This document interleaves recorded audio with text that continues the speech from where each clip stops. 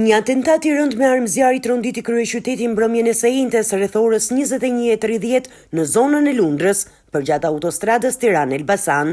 Sipas informacioneve paraprake, autorët që udhtonin me një foristrad kishin ndjekur një automjet tip G-klas, ku ndodheshin 4 persona dhe në një moment të caktuar kanë hapur zjarr në drejtim të tyre gjatë lëvizjes. Sulmi kulmoi pranë tregut agro-ushqimor, ku janë dëgjuar të shtëna të shumta.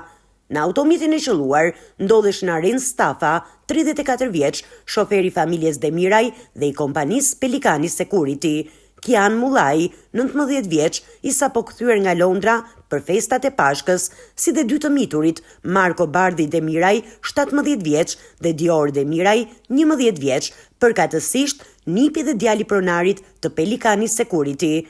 4 të rinjt kishin qenë më herët në pjesë të shijakut në pistën Arena Karting Albania për të festuar ditëlindjen e Diorit.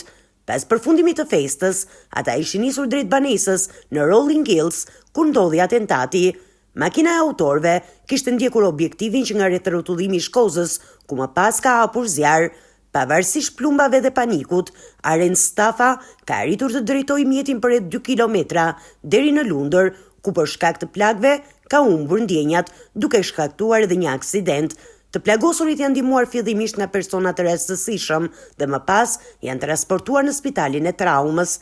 Nga atentati mbetën të plagosur të 4 personat. Aren Stafa dhe Marko Bardhi Demiraj janë të dëmtuar në dorë dhe në krah, Kian Mullaj në gjendje të qëndrueshme, ndërsa Dior Demiraj, 11 vjeç, është në gjendje më të rënduar dhe nën kujdesin e mjekëve. Pas atentatit, autorët u larguan me shpejtësi dhe dogjën automjetin e përdorur në zonën e Lundrës për të zhdukur çdo gjurmë. Foristrada mbante targa AA 020 YV, të cilat janë në proces verifikimi. Policia ka ngritur disa pista hetimi, ndërsa më e forta është ajo e një atentati të mirë organizuar.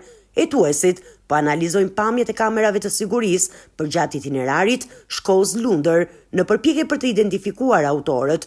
Ndërkohë, është marrë në konsiderat edhe pista e ngatërimit të shënjestrës, pasi të plagosurit kanë deklaruar se nuk kanë konflikte personale apo precedent penal.